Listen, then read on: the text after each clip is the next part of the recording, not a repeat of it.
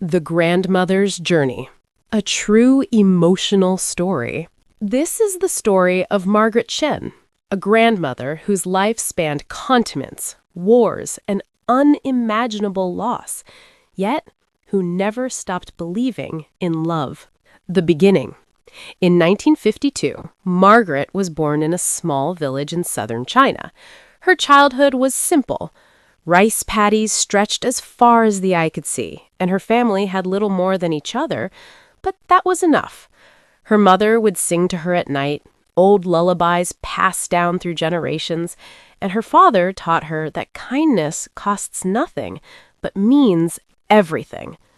When Margaret was just 17, everything changed. The Cultural Revolution swept through China like a storm.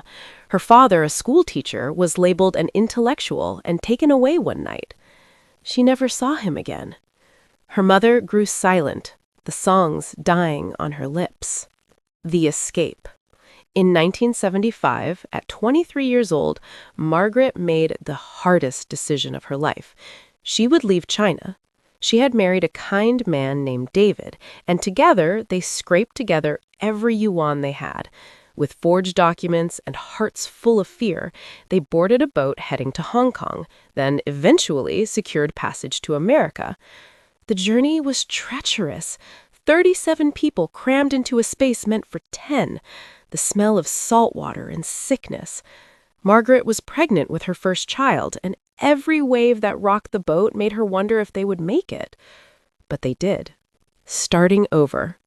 They arrived in San Francisco with nothing. 2 suitcases, $47 in wrinkled bills, and a baby on the way. David found work washing dishes at a Chinese restaurant in Chinatown. Margaret, despite barely speaking English, worked in a garment factory, her fingers flying over fabric 14 hours a day. She gave birth to her daughter Lily in a crowded public hospital. When the nurse placed the baby in her arms, Margaret wept, not from sadness, but from hope. This little girl would never know hunger. She would never be afraid. She would be American. The sacrifice. For 20 years, Margaret worked those same grueling hours. She and David saved every penny. They never ate at restaurants, never bought new clothes, never took vacations. All of it, every dollar, every sacrifice went toward one thing: Lily's education. When Lily got into Stanford University, Margaret cried for 3 days straight. Her daughter, the child born in that crowded hospital, was going to one of the best universities in the world. But tragedy struck during Lily's junior year. David had a massive heart attack at the restaurant. He died before the ambulance arrived. Margaret was 52 years old and suddenly alone. The strength. Everyone expected her to fall apart, but Margaret had survived too much to break now. She worked harder. She visited David's grave every Sunday with fresh flowers. She made sure Lily finished school. And when Lily graduated and became a doctor, Margaret sat in the audience wearing the first new dress she'd bought in America. She thought of her father, the school teacher who valued education above all else. She thought of David, who washed dishes so their daughter could dream. And she knew it had all been worth it. The grandmother. Now, at 72 years old, Margaret lives in a small house in Sacramento. Her English is still imperfect, her hands still rough from decades of labor, but she is surrounded by love. Lily is a physician now, married with 3 children of her own. Every Sunday, they all come to Grandma Margaret's house. She cooks traditional Chinese dishes, the recipes her own mother taught her before the song stopped.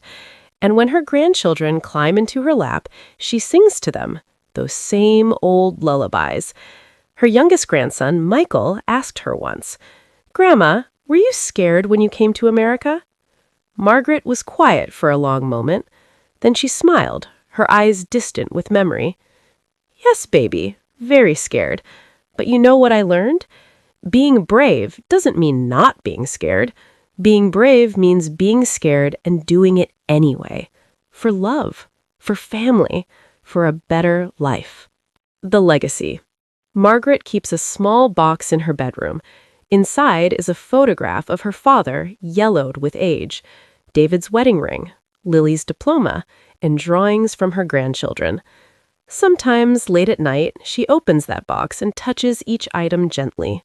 She thinks about that terrified girl on the boat, clutching her pregnant belly, wondering if she would survive. She thinks about all the pain, all the loss, all the sacrifice.